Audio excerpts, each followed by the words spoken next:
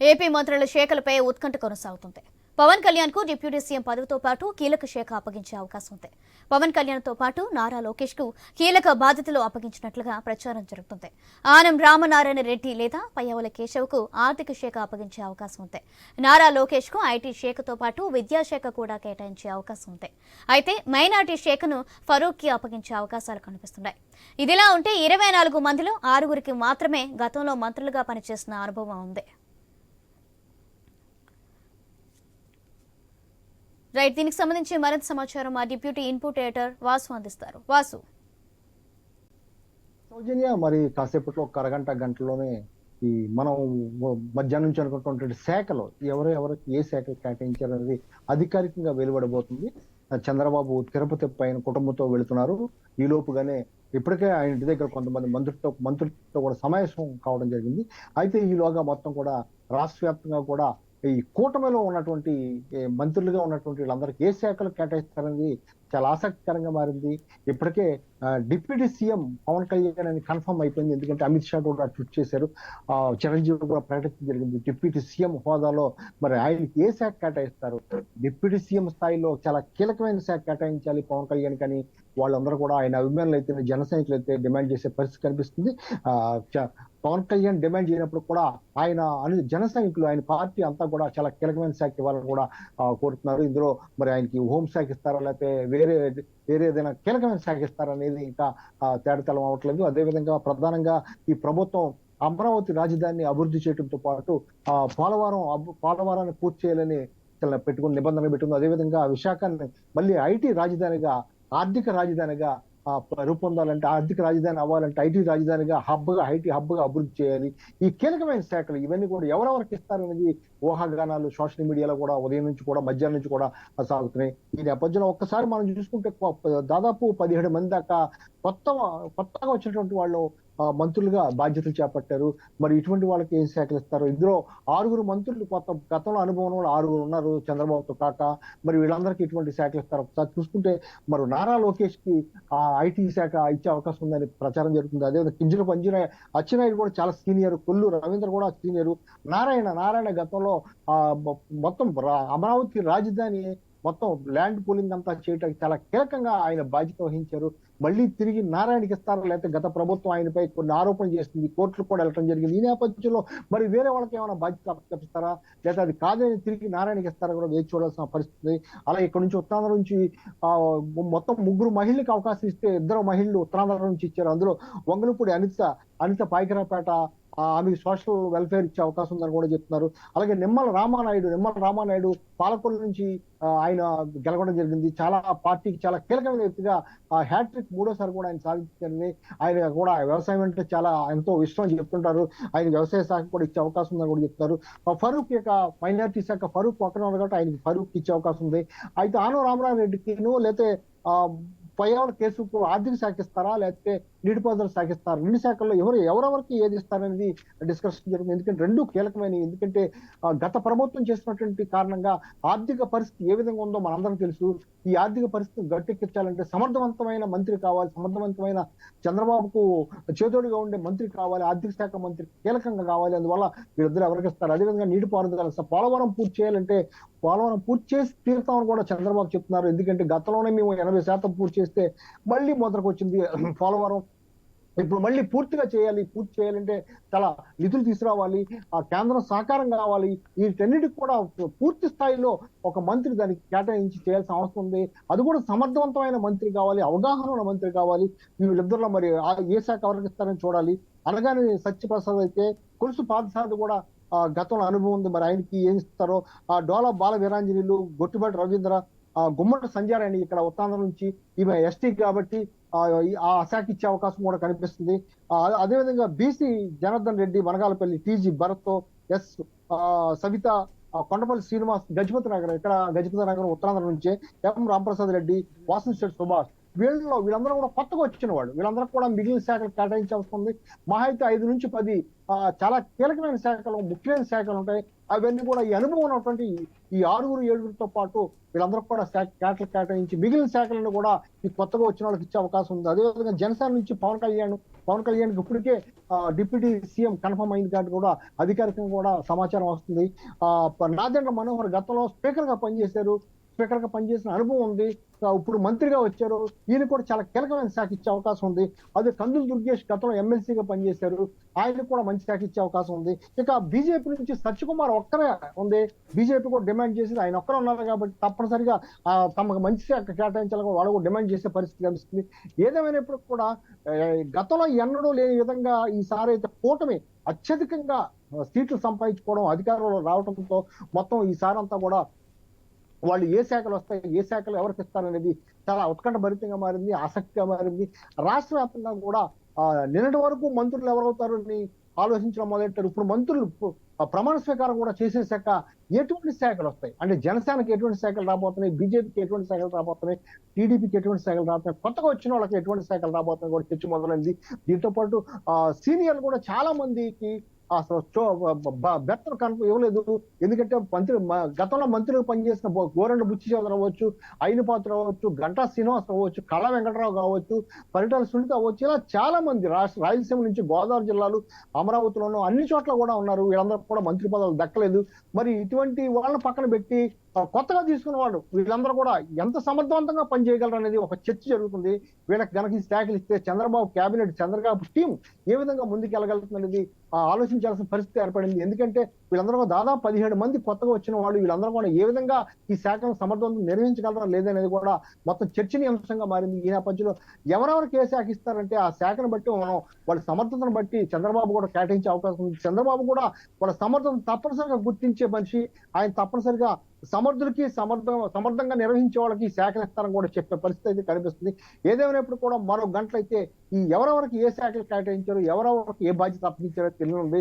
ఈ నేపథ్యంలో రేపు సాయంత్రం కూడా చంద్రబాబు బాధ్యత తీసుకోబోతున్నారు. బాధ్యత తీసుకున్నా కూడా చాలా కీలకమైన ఫైల్ మీద సంతకం పెట్టబోతున్నారు. మన ముందు నుంచే చెప్తున్నట్టుగానే మెగా డిఎస్సితో పాటు ఆయన పెన్షన్ తో పాటు అన్నా క్యాంటీన్ కూడా ప్రారంభించడానికి చాలా మంచి నిర్ణయాలు తీసుకుని ఈ సంతకాలు పెట్టబోతున్నారు. అన్నా క్యాంటీన్ కూడా ఎంత ప్రాచుర్యం పొందిందో తెలుసు మనకి. గత ప్రభుత్వంలో అన్నా క్యాంటీన్ భవనాలను కూడా కూల్చేసిన పరిస్థితి ఉంది. ఆందోళన, గొడవలు, కేసులు అయిన సంఘటనలు ఉన్నాయి. 5 రూపాయల భోజనం కోసం క్యూ లైన్ లో కట్టి చాలా మంది పేదవాళ్ళు తినే అవకాశం ఉంది. అందువల్ల టీడీపీ ప్రభుత్వం దీని మీద చాలా ఫోకస్ పెట్టింది, అన్నా క్యాంటీన్ మీద కూడా ఫోకస్ పెట్టింది. ఈ విధంగా మొత్తానికి ఇవాళ సాయంత్రానికి అయితే మరో గంటలో ఎవరెవరికి ఏ శాఖలు ఇస్తున్నారో తెలిసే అవకాశం, దాన్ని బట్టి వాడు బాధ్యత తీసుకునే అవకాశం ఉంది. సౌజన్య, కీలకమైన హోంశాఖ ఎవరికి దక్కే అవకాశం ఉంది వాసు?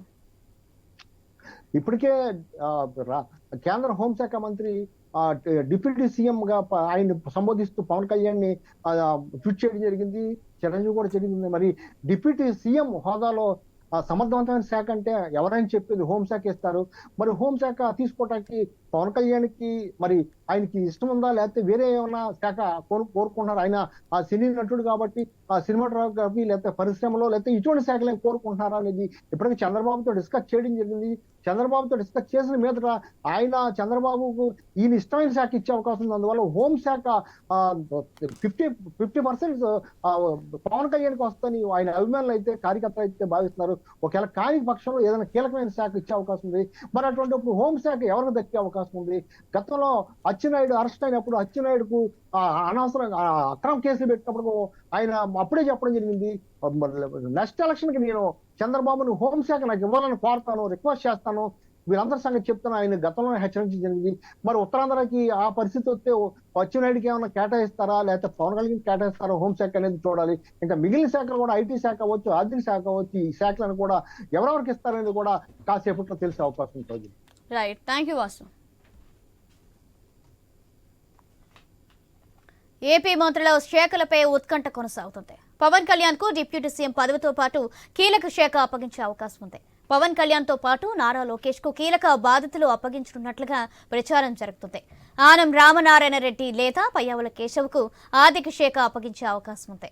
నారా లోకేష్ కు ఐటీ శాఖతో పాటు విద్యాశాఖ కూడా కేటాయించే అవకాశం ఉంది. అయితే మైనార్టీ శాఖను ఫరూక్ కి అప్పగించే అవకాశాలు కనిపిస్తున్నాయి. ఇదిలా ఉంటే 24 మందిలో 6గురికి మాత్రమే గతంలో మంత్రులుగా పనిచేసిన అనుభవం ఉంది.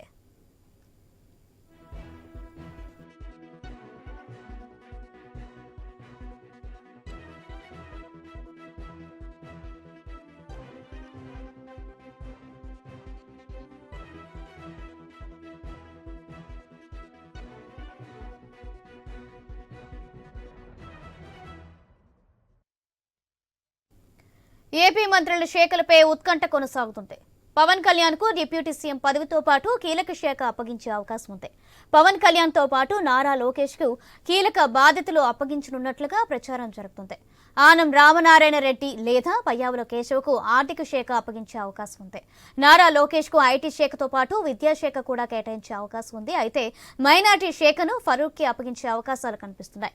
ఇదిలా ఉంటే 24 మందిలో 6గురికి మాత్రమే గతంలో మంత్రులుగా పనిచేసిన అనుభవం ఉంది. రేట్ ఇదే అంశానికి సంబంధించి మరింత సమాచారం మా ప్రతినిధి రాజేష్ అందిస్తారు. రాజేష్,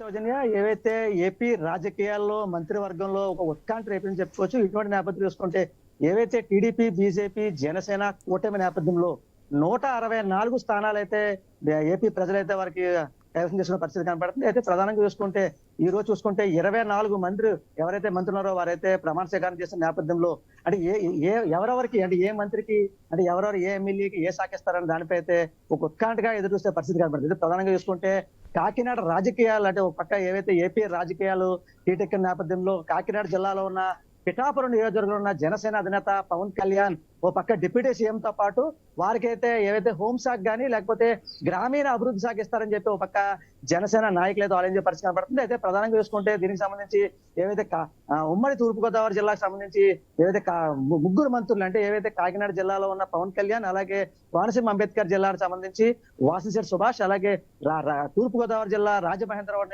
నిడదవోలు నుంచి కందులు దుర్గేష్, అయితే వీరు ముగ్గురికి అయితే ఏపీ శాఖ నుంచి ఇప్పటికే ముగ్గురు మంత్రులు అయితే వహించారు. ఇటువంటి నేపథ్యంలో చూసుకుంటే ఏపీలో అయితే పవన్ కళ్యాణ్ అయితే డిప్యూటీ సీఎం తో పాటు వారి పదవితో పాటు కీలక పదవి ఏవిస్తారని చెప్పి అయితే ఒక పక్క అయితే జనసేన నాయకులు అయితే ఒక పక్క ఉత్కంఠగా ఎదురుసే పరిస్థితి కనబడుతుంది. అయితే ప్రధానంగా చూసుకుంటే మరో పక్క చూసుకుంటే నారా లోకేష్ చూసుకుంటే 2014 వారికి అయితే ఐటీ శాఖలో వారు పనిచేశారు. అలా అయితే ఇప్పుడు చూసుకుంటే 2024 సార్వత్రిక ఎన్నికల్లో మంత్రి పదవిలో భాగంగా ఓ పక్క ఐటీ శాఖతో పాటు మరో పక్క ఏవైతే అంటే విద్యాశాఖకు సంబంధించి కూడా వారికి ఇచ్చే అవకాశం ఉందని చెప్పి ఒక పక్క టీడీపీ నాయకులు అయితే ఆలోచించే పరిస్థితి కనబడుతుంది.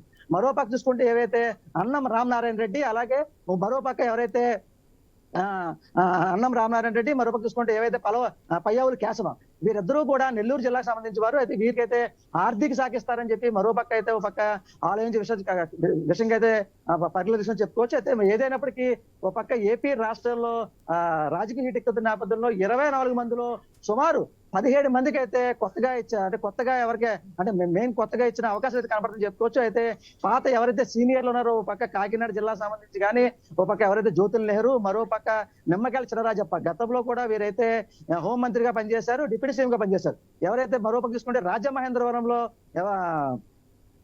దాట్ల ఎవరైతే బుచ్చి చౌదరి, మరో పక్క ముమ్మడివరం నుంచి దాట్ల బుచ్చిరాజు, అంటే వీరందరూ కూడా మంత్రి పదవి కోసం ఆశించినప్పటికీ కూడా వీరికి ఎక్కడ మంత్రి దక్కే పరిస్థితి లేదు. మరో పక్క చూసుకుంటే ఈసారి చూసుకుంటే అంటే ఈ సీనియర్లకు కాకుండా 17 మందికి ఎవరైతే కొత్తగా ఉన్న వారికి ఇవ్వడంతో పక్క ఎంతో ఉత్కంఠగా రేపని చెప్పుకోవచ్చు. అయితే ఓ పక్క అంటే మంత్రి పదవి ఇచ్చినప్పటికీ అంటే మంత్రి పదవి ఈవేళ ప్రమాణ స్వీకారం చేసినప్పటికీ ఎవరికి అంటే ఏ ఎమ్మెల్యేకి ఓ పక్క నెల్లూరు జిల్లాల నుంచి ఇద్దరు అంటే అన్నం రామనారాయణ రెడ్డి, అలాగే మరో పక్క చూసుకుంటే ఎవరైతే ఇద్దరు కూడా అంటే ఎవరు పయ్యావులు కేశవ, వీరిద్దరూ కూడా నెల్లూరు జిల్లా నుంచి ఓ పక్క వారు మంత్రి కీలక పదవి ఆర్థిక శాఖ కోసం వాళ్ళు ఎదురు పరిస్థితి పడుతుంది. మరో పక్క చూసుకుంటే ఎవరైతే గుమ్మడి సంధ్యారాణి అంటే ఈవిడి గిరిజన సంక్షేమ శాఖ సంబంధించి ఈవిడికి ఓ పక్క గిరిజన సంక్షేమ శాఖ ఇచ్చే పరిస్థితి కనబడుతుంది. మరో పక్క చెప్పుకోవచ్చు. మరో పక్క చూసుకుంటే నారాయణ విద్యాశాఖ అధినేత అంటే పొంగునూరు ఎవరైతే నారాయణ, వీరికి కూడా అంటే ఈయన గతంలో కూడా ఈయన ఏవైతే మున్సిపల్ శాఖ మంత్రిగా పనిచేశారు. అయితే ప్రస్తుతం చూసుకున్నట్టయితే వీనికి కూడా పట్టణ అభివృద్ధి శాఖ కూడా ఇచ్చే అవకాశం ఉందని చెప్పి ఓ పక్క ఎవరైతే టీడీపీ నాయకులు ఆలోచించే పరిస్థితి కనపడుతుంది. అయితే ప్రధానంగా చూసుకుంటే ఓ పక్క ఏపీ రాష్ట్ర వ్యాప్తంగా ఈ రోజు సుమారు 24 మందికి ఎవరైతే మంత్రులకి ప్రమాణ స్వీకారం చేసిన నేపథ్యంలో అంటే ఎవరెవరికి ఏ పదవులు ఇస్తారు, అంటే ఎవరికి ఏ మంత్రి పదవులు కట్టబెడతారన్న దానిపై అయితే ఉత్కంఠగా ఎదురుసే పరిస్థితి కనపడుతుంది. ఏదైనప్పటికీ 175 నియోజకవర్గాల్లో కీలకంగా వ్యవహరించిన అంటే ఇప్పుడు ప్రస్తుతం అంటే మ్యాన్ ఆఫ్ ది మ్యాచ్ ఎలా చెప్పుకుంటారు, అలాగే మ్యాన్ ఆఫ్ ది ఎలక్షన్ గా ఎవరైతే కీలకంగా వ్యవహరించిన జనసేన అధినేత పవన్ కళ్యాణ్ అయితే ఆయనకి ఓ పక్క డిప్యూటీ సీఎం తో పాటు వారైతే హోంశాఖ అలాగే గ్రామీణ అభివృద్ధి శాఖ కూడా ఇస్తారని చెప్పి ఒక పక్క ఆలోచించే పరిస్థితి కనబడుతుంది.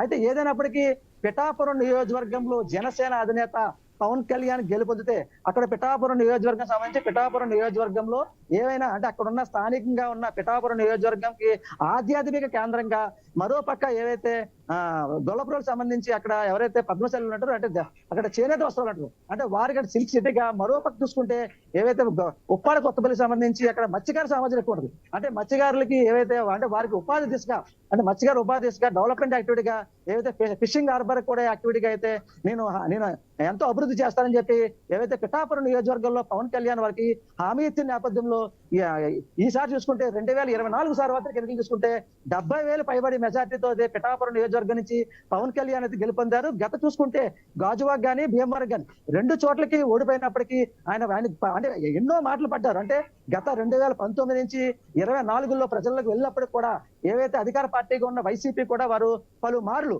అంటే దత్తపుత్రుడని లేదా ముగ్గురు బార్లని చెప్పి ఎన్ని విమర్శించినా కూడా వారు ఎన్ని పట్టించుకోకుండా ఏవైతే మ్యాన్ ఆఫ్ ది ఎలక్షన్ గా అంటే ఈసారి ఎలక్షన్ ఖచ్చితంగా నాకు వ్యూహం ఉంది, వ్యూహం రచిస్తాను, వ్యూహం రంగంగా నేను ముందుకు వెళ్తానని చెప్పి ఒక పక్క పవన్ కళ్యాణ్ చెప్పడం జరిగింది.